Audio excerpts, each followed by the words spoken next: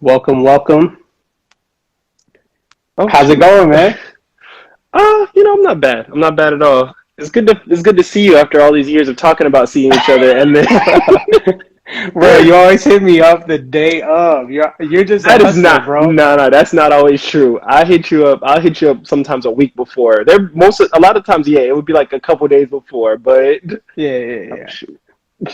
Hey, well, I wanted to kind of talk about that a little bit, but also I just wanted to, we're doing these expert sessions, and I was just super excited that you hopped on and wanted to be a part. Man, I know who you are as a photographer, as a person, but can you just give us a little bit of a rundown, like who is Barry, and what are you about? Okay, so real quick, I guess I should start where I'm from. That might help as well. Yeah, So I was absolutely. Where born. are you from? Yeah, so I was born and raised in Orlando, Florida. And then I think around 11 or 12, we moved, and we lived in Florida for most of my teenage years. But then we moved out of state when I was 17 to Virginia, and that was around the time where I started actually trying to create a little bit outside of, like, I was doing graphic design at the time, but I started actually using camera when I was a senior in high school. Mm. And I just realized at a certain point that it was like, it would be easier if I had my own visual stuff to work with as a graphic designer. But I was just never that big into drawing. So I actually ended up becoming a film major when I was in my second year of college. Oh, wow.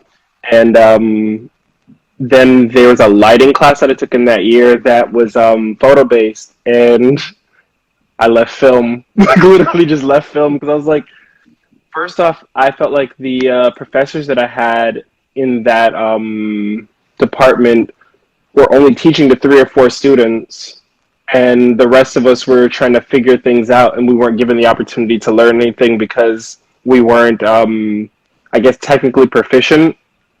Yeah.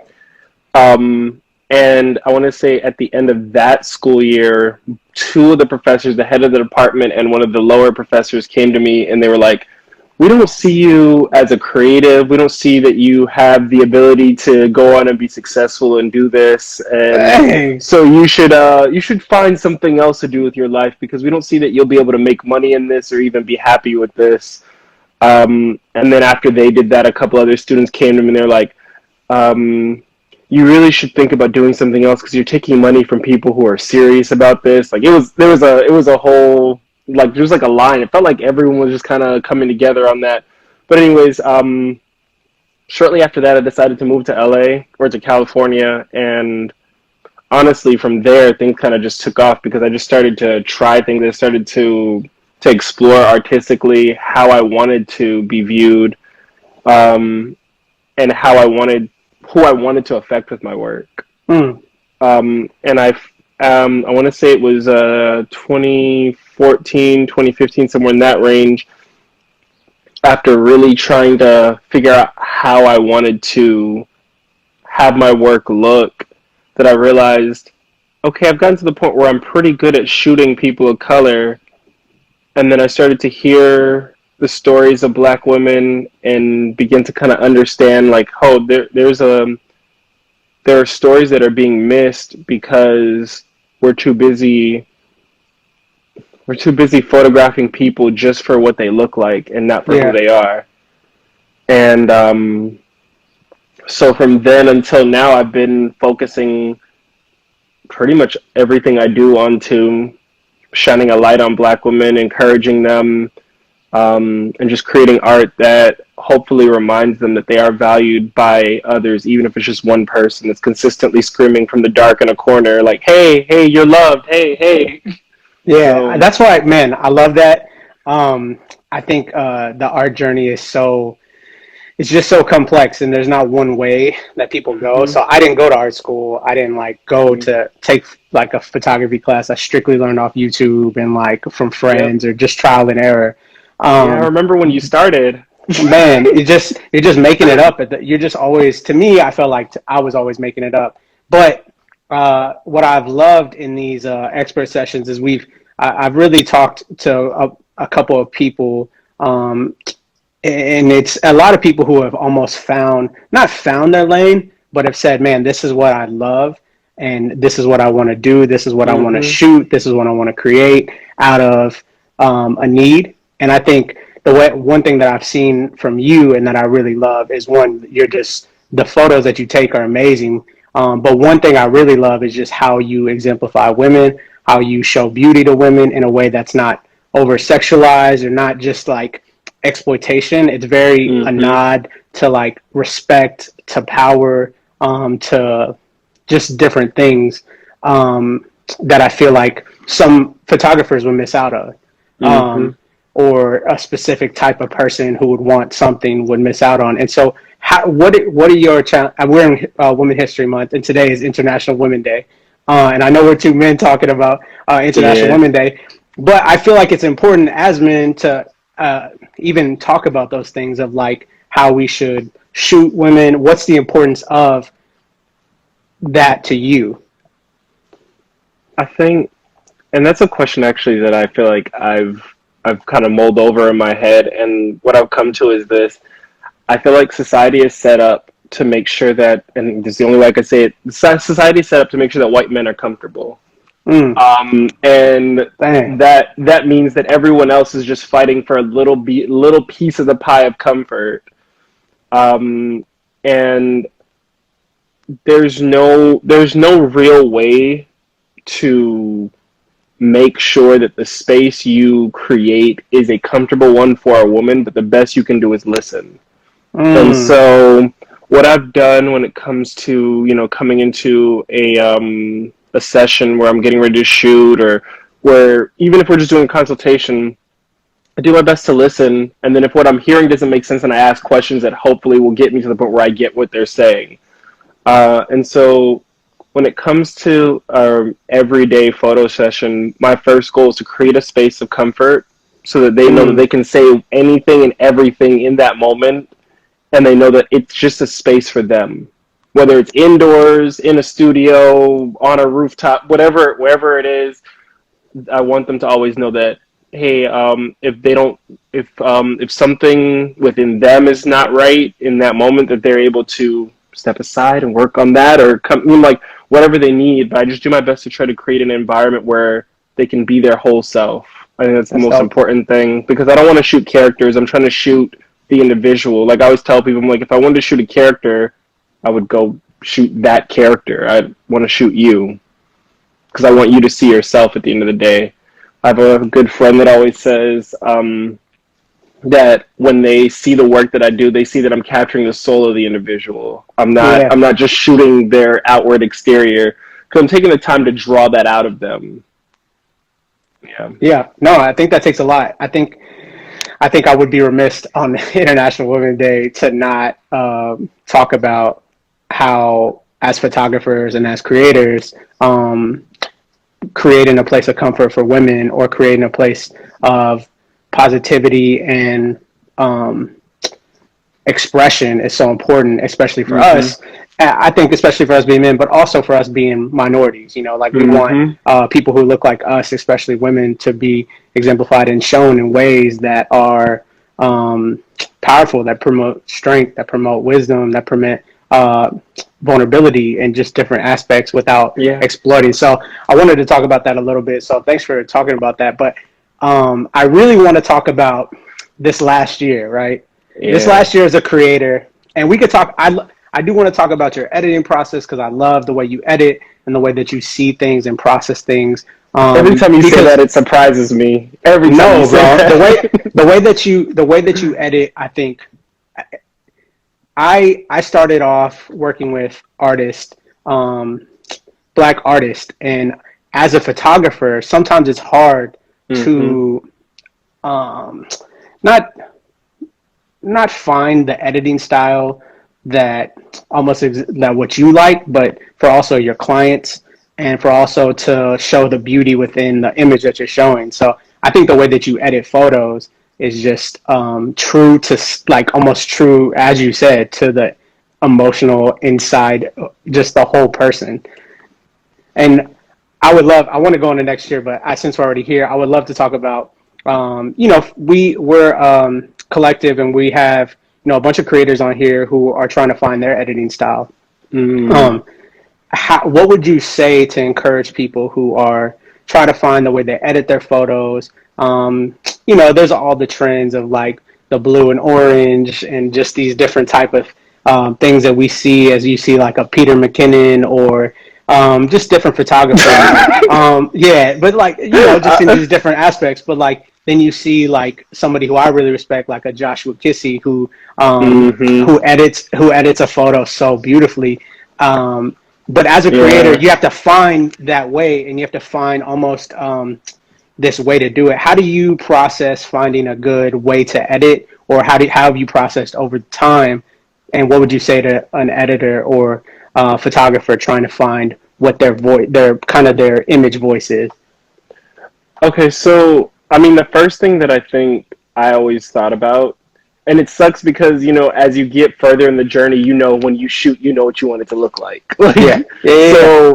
So it's hard at first because I want to say it was fairly early on that I realized I knew what I wanted images to look like when I shot them. And sometimes the worst thing in your head when you first start out is not being able to achieve that look. Oh man, yeah, Uh, and so there are you know this there are hundreds of folders that we both have of images that only the client has seen, and it's just because we weren't there yet. Um, I would say there are two things. One, you have to figure out what emotion you're trying to bring out of the image, what you want the individual in the photo to feel at when they see it, because at the end of the day, how they feel about it is actually the most important thing. yeah, If they feel something about it, then you'll feel something about it. And that's my mindset. I don't want to feel something before they feel something. yeah, And so whatever colors and that's the thing that comes back to lighting, like what kind of lighting you use. Like, are you using the sun? How are you using the sun? Is it backlit? Is it front lit? Is it side? Is it yeah, yeah, yeah. is it diffused going through How did you yeah. learn that initially? Because I know a lot of people would be like, that's the thought. Like I know what I want it to look like. Did you go to YouTube? Did you try to like copy people? Were there any artists that you were like, oh, this is amazing? I know man, there's a lot of photographers I could just give credit to and just be like, man, I tried to kind of mimic it to the point to where then I could kind of figure out what my voice was. So that's the crazy thing. I would say that when I started out, I looked at other people's work and I was inspired to try to achieve the look, but only because I felt like it fit what I was shooting at the time. Mm, But that's a good I point. but I can't say that there was anyone that I was like I didn't go. I went on YouTube for technical things, like, oh, Yeah, I don't yeah, know how to do this on this like on Photoshop, or I don't know how to do this thing on Lightroom. Let me go and check this out. Is this possible? Type of thing. Um, and I think what ended up helping me the most was me realizing what I wanted was to, like I said, make sure that the person in the image feels something. yeah. And so when That's I probably the most. Would you say that's probably the top? mm-hmm, if they Because you felt can, yeah, because you can look at your work and be like, I mean, for me personally, I look at some work. I looked at work recently and I was like, man, I think when I was creating, I thought this was terrible. But as I look back, I'm like, oh, like this nods to what I felt in the moment. Like this, mm-hmm. this captures like this moment will never happen again. It's like You can try so. too. That's the worst part, is you can try, and we sometimes do try. Yeah, That's honestly why when people come to me and I'm like, "Can you show me some examples of what you want to create?" and they send me my own work, I'm like, a lot of times I lose interest in working with them because I don't want to recreate or even try to achieve something I've already done. I've already achieved it. Why would I want to go backwards? yeah, Um, and so I would say when it comes to figuring out lighting, the biggest thing for me was always making sure that I'm one of those people that wants to get it as close to perfect as possible in camera. Yeah. I don't know. Oh, I feel like that's not something that I've heard from a lot of other shooters, because usually they're like, "Well, I can fix it in post," and I'm like, I don't want I can't do to. it. I don't want to do that. Like that doesn't. Like I think when I look at like Ray Spears or Ray Neutron, and you see Amazing. like his work where he and Joshua Kissy, for me, they're when Ray was shooting digital, his edits were just his edits were super. They were super clean. They were. It was always about the skin, Hmm. and that's the same thing I see with Joshua. It's always about the skin. Um, but to be really honest with you, I think what has helped me the most when it comes to editing and lighting is just knowing the subject, Hmm. knowing what knowing what subjects like that subject like, and knowing how to achieve that consistently. So like what I found from me is that my favorite photographers are women. That's dope. Like they're black women. Like they're amazing. Like and Yeah. I'm consistently seeing how they evolve, and it helps me figure out, okay, it's not an idea of, okay, how can I do that like them. It's an idea of how can I continue to uplift them while also doing work that is that is great. Like I don't Yeah. know, like Yeah. I Yeah. don't, That's because I amazing think because I think what we could see that in your work, and I think if you want to shoot something and be good at it and express the same, like, almost, it's like you wouldn't. You go to school to be whatever. I'm going to study to be that. If I want to shoot women or give, like, shoot whatever subject well, I have to study people that exemplify that. So I yeah, think that's super dope. definitely, definitely. One thing I do want to talk about, Barry. I know we're a little. We got about maybe 10 more minutes, but what I Dang. wanted to talk about is I wanted to talk about last year. I know last year, as for creators, was really hard, especially for me. You know, even me trying to figure it out and do figuring out clients, figuring out where I'm going in my art.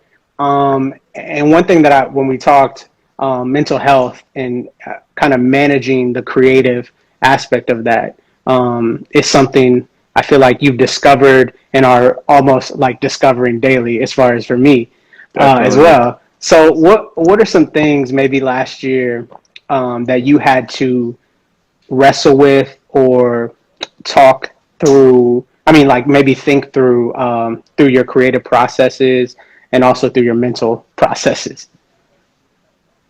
So first off, one of the things that I know it sounds counter to what you're asking, but I have to state it, Yeah, is yeah, I think in the midst of last year's turmoil, it was kind of one of the best years for me as a creative. Like I know it yeah. sounds really weird, but it's like last year I felt like I was able to start figuring out certain pieces of myself creatively.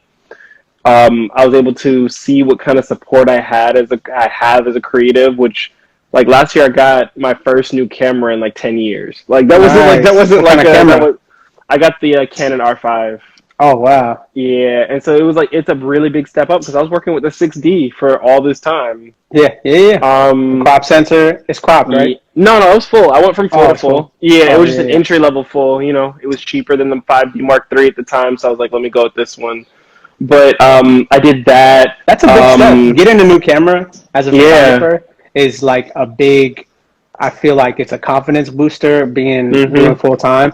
Like I started out on a T5i, I started on and the T3. I was just doing it. Yeah. That was when I was doing it for fun, and I was like, bro, this is a $500. It was like $600 at the time.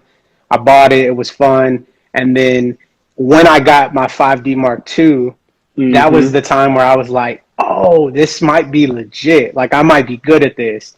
And then I got my Mark IV, and I was like, yo, like I think I'm actually can do this. Like, Yeah. so that's a big step to get a new camera for sure. Yeah. And then in the middle of the year, because I didn't get my camera till the end of the year, I was on the wait list for like 3 months. In the middle of the year, Visco reached out to me and they're like, "Hey, we want to buy one of your photos." So, Amazing. so then my photo was everywhere, and it was a cell phone photo. Like it wasn't even it wasn't one that I really edited. It was just one that I did on Wow. my phone and edited on Visco, and they used it for their Black Joy Matters campaign. Wow. They did all across like everywhere. It was on Forbes Women, Teen Vogue. There were so many places, and I was just like, I couldn't believe how far it went. And then just to see how the response on it, and to then from there, I did at the end of the year. I don't know if Canon does a very good job of explaining how their cameras work, but I it's would agree. something. Yeah, because like the newer cameras have this little screen on it, and it runs the battery when it's off.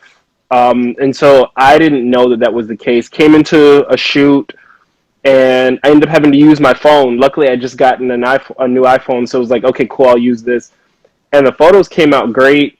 And then those photos actually became literally the most viral thing I've ever done. The family photos of Ezekiel Azambu and his family. Wow. And I think for me, it's so weird because, like I said, last year was a great year for me as a creative, but it was a terrible year for me relationally and emotionally. And so I How spent do a you, lot of. yeah, how do you balance that? I think, because I resonate with you. I don't know if I had as big as wins as that, because those are amazing. Like, those are the kind of wins I feel like keep you encouraged as a creator. Yeah. Like, and almost like, oh, like, maybe I am doing this right. Even if it was a iPhone photo, it's like, oh, Mm-hmm. like, it's like, yo, somebody recognized that. And I think that's super dope. But how do you balance the relational aspect? I know for me, I'm married, so at least I have someone here. And even Mm-hmm. sometimes in that, it gets tough to wrestle with creatively and emotionally and thinking through future and family and all this stuff. All that merges into creatively. But how do you do that in your own world? I think it's like a moment by moment thing, to be honest, because uh, I think last year I learned a lot about what it looks like when someone genuinely supports you or genuinely wants to be around you, and when someone just wants something from you. Mm, Um, I think I sat with that for a while last year, and it got hard at certain points. There were 3 or 4 points last year where I was just like, this is not it. It's not hidden. And so I think what I've kind of come to at this point is while these moments come up and these things happen, and, we go through the ups and downs of life consistently. I think what's important is to remember that literally God's in control. Like you can't really control anything, and so instead of trying to control anything, it's better to just find peace in the midst of that storm. And so I actually, in the month of January, and it's weird, every year I go through this at the top of the year where I just won't do anything for like the first month of the year. yeah. But this year was different because for the first month of this year, I didn't touch my camera. I didn't want to touch it. I didn't edit. I touched my computer 4 times in the month of January. And all those times were because someone was bugging me just enough to get on my computer. To get the edit. No, not even to edit, just to get on my computer. Like I wasn't even checking emails in January. Dang. I was severely depressed in January, and that led to me completely leaving my main Instagram account, because what happened was after that video went viral, my Instagram was just, there was a lot of attention drawn to me, and I don't do well with that. And so on top of me already being depressed, I was like, I'm not gonna be in a space where the whole point is for me to be in people's faces and look. So like even now it's March and I still haven't posted anything, and it's not because I don't want to. It's because there's still a pressure on me to like figure out what comes next and Yeah. be something, when really all I want to do is just find a comfort zone to be myself. And so I think one of the Man, biggest lessons. Yeah. So, What, yeah. What were you I was saying? just gonna say one of the biggest lessons I learned last year was, and this is something I feel like beginning creators need to know. It's not about posting for the sake of others. It's not for the sake of post. It's not posting for the sake of being seen. It's posting because you love the content you created. It's posting because it means something to you and it means something to the person you photographed, or it means something to you in general. Because maybe it's just a building, but you love the angle, you love the lighting. Like what you share needs to mean something to you first. It doesn't. Yeah. Your goal should not be to make sure that others love it. They'll love Yeah. it if they can feel how much you love it inside. They will love it. And I think that sometimes as creatives we get beat up by the fact that the things we love the most don't get loved by others as much. And a lot of it's just because of the way the algorithm is set up. We aren't seen as much because the content's not it's not in line with what Instagram deems attractive. I don't like, and that's Yeah. the thing that I'm trying to figure out as well, is where do I No, fit? man, I hear that 100%. It's funny because I think I resonate with that because when I started, I unintentionally started with like two artists, and Mm-hmm. literally every post I made was of the artist. They were tagging me, so a lot of their fan base was associated to me as the photographer. Mm-hmm. And when I started finding my creative voice and I started being like, man, I want to create something that's me, that's just kind of what I want, what I'm feeling at the moment or what I want to do, it wouldn't get as much love. And I wrestled with it for so long. I And remember, sometimes yeah, I just wouldn't post sometimes because I was like, if I don't post this artist or this artist, no one's going to care about what I post. And I started wrestling with it. But as I've gotten older and in more experience, it's just like how you said, I started not just trying to post because at first I was just throwing up photos. Any photo I took, I was just throwing it up because I wanted quantity, and I thought maybe that was the way to get recognition or expression. But as I've grown in my craft, I've started to understand the creative cycle is not just about posting or not just about doing to do. It's about creating from within, like you said, and mm-hmm.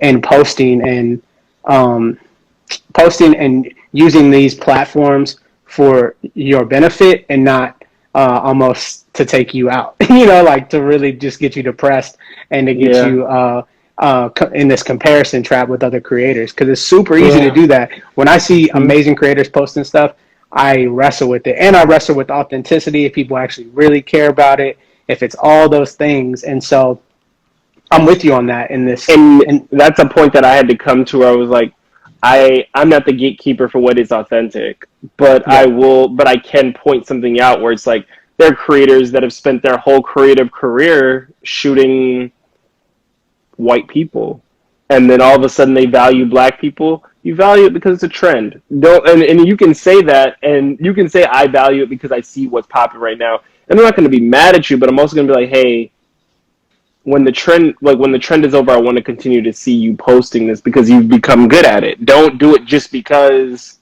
right now it's what's hot in the streets, yeah, yeah. Yeah, I And think that that's one. goes. Yeah, Oh no, go because ahead, go ahead. for you, someone who creates that type of imagery and that type of art, and who is really good at seeing that and through your lens, that affects the way that you perceive it. Sometimes it's like, yo, like I'm really true to this. Like I really love this and care about this. And for Yeah, trends and different things, like it's easy to bounce off or to be like, yo, this ain't authentic. yeah, Um, I want to open it up to some questions. So if you have some questions, anyone in here, go ahead and put it in the questions or just type it. But I do want to ask you this as we kind of wrap up. One, thank you so much, Barry, for just doing this in general. I when we think about expert sessions, it's easy to just think about people who have infinite amount of followers, or to the flip of that, some people can feel like they're not experts or have this imposter mm-hmm. syndrome. And I really want to flip that script because I think there's a lot of dope creators that I know personally that create art and express themselves in ways that I think should be seen. And specifically, like, you and different creators that I know. And I just think those people need to be seen. I think Yeah, until we flip the script of like what's normal in art, and who is normal in art, I think we'll start to see change when we do that. So I do want to leave the creators on here maybe with one question. I want to ask you this, and I want to ask, what are some practical things mentally that you do to take care of yourself? As a creator, personally, not only personally, but creatively.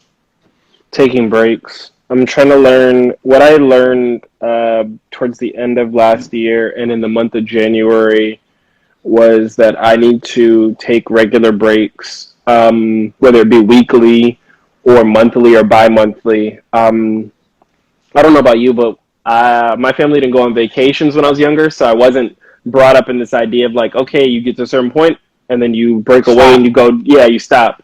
And so what I've been learning is like, okay, as influence grows and finances grow, so too should your ability to take a break grow. So maybe at first your vacations are only 3 days and you don't go quite as far away. Maybe you just go to the next city or the next state. But as your finances grow, you should be taking more effort and time into taking yourself out of your regular environment. Because this is not about creating more or doing something else. This is literally, the idea in my mind is about opening up your mind to feel freedom. Because a lot of times, especially within this quarantined world that we've been in, we wake up and work, we go to sleep and work, we eat at work, we watch TV at work, we do everything at work because home is work now.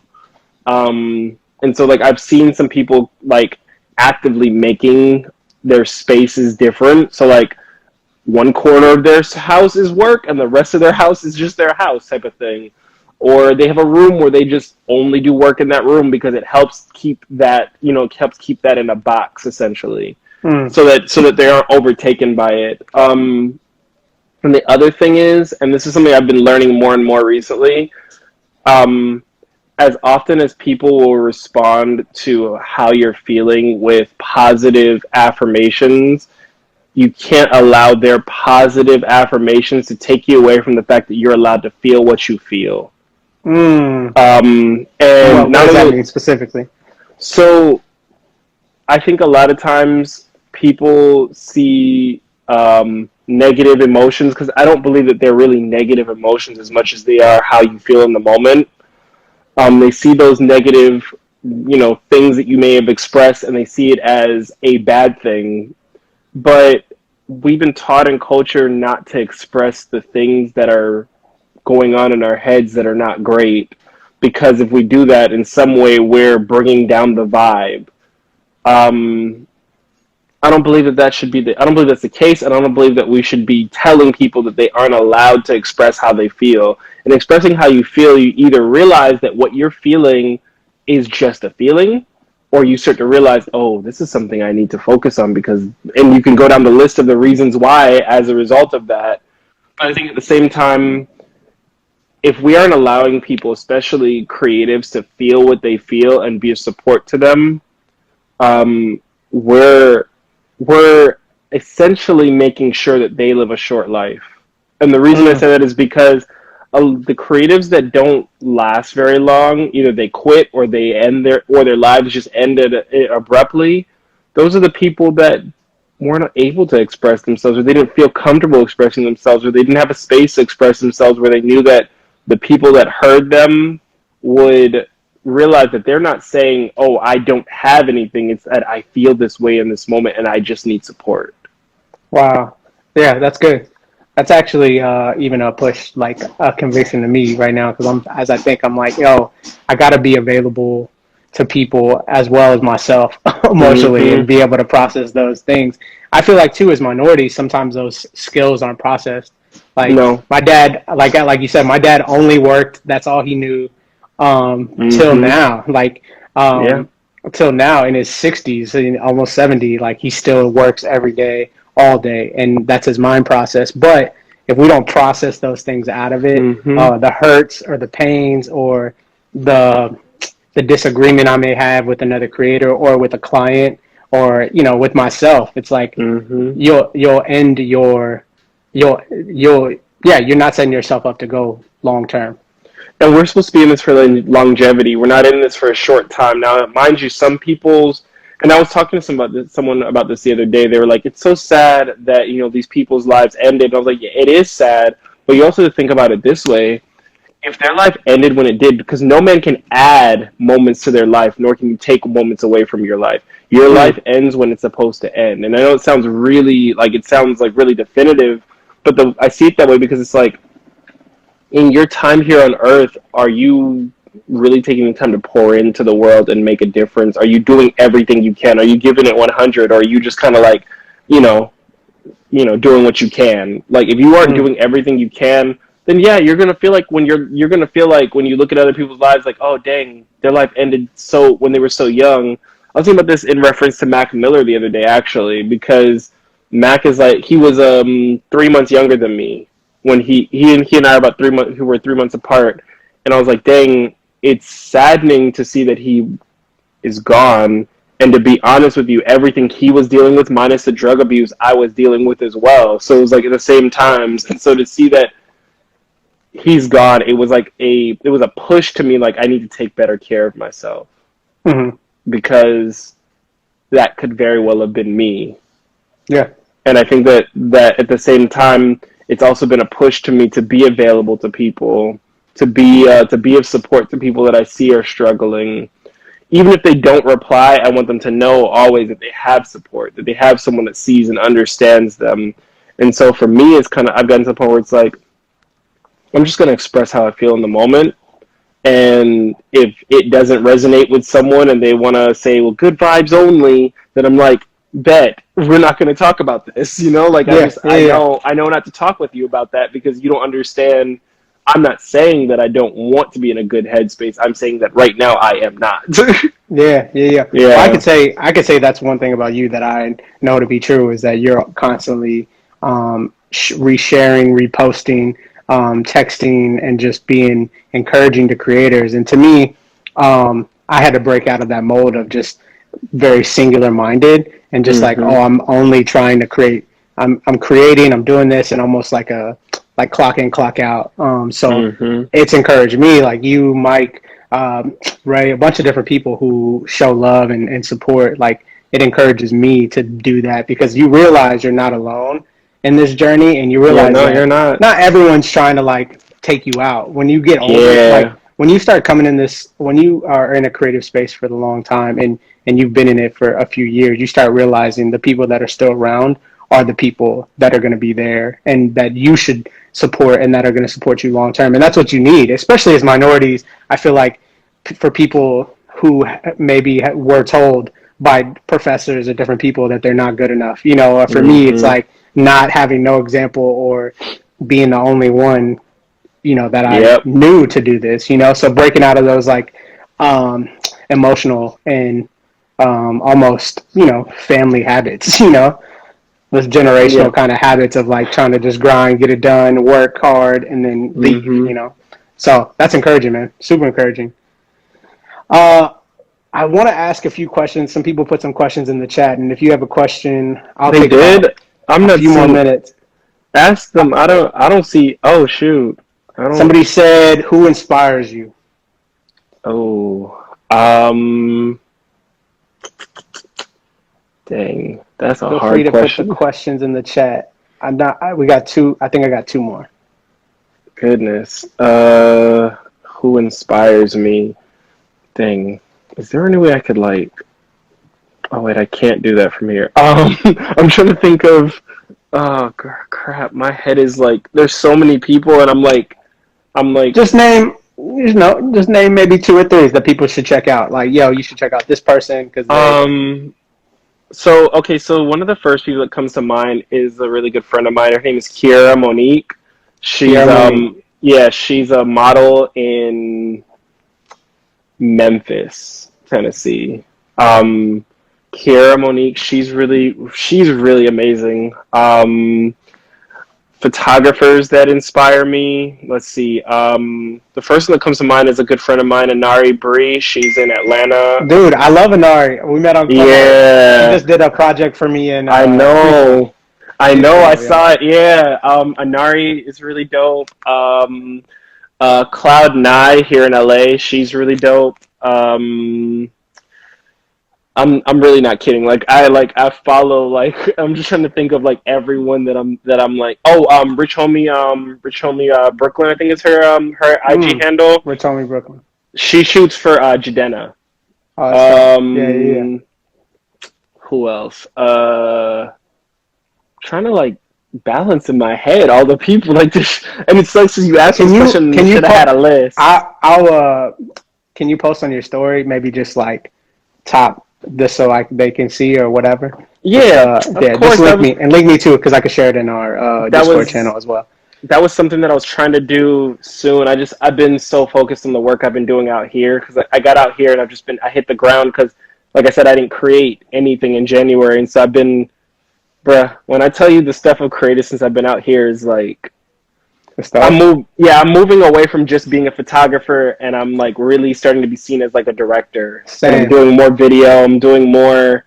I'm just creating, and so like what comes out of it is gonna be. I feel like it's gonna be the best stuff I've ever created. bro. I love to hear that. That's where I think as you grow as a creator, you start thinking like, how can I tell? What I see is like just like how you would see the lack of like telling like showing a black woman and in the way that you would want to see it, and then you see like okay, now what's the next thing that I see that I need to fix Mm-hmm. or need to show, you know? So it's like for me as well, I'm like trying to tell stories of like Latinos and like the struggle of like not knowing Spanish and these different stories that I thought nobody really cared about. But as I grow in my creative, I'm like, yo, like people need to hear and see the stories that I have, Mm-hmm. you know? One more, let's do another question. What's your favorite project you worked on? The next one.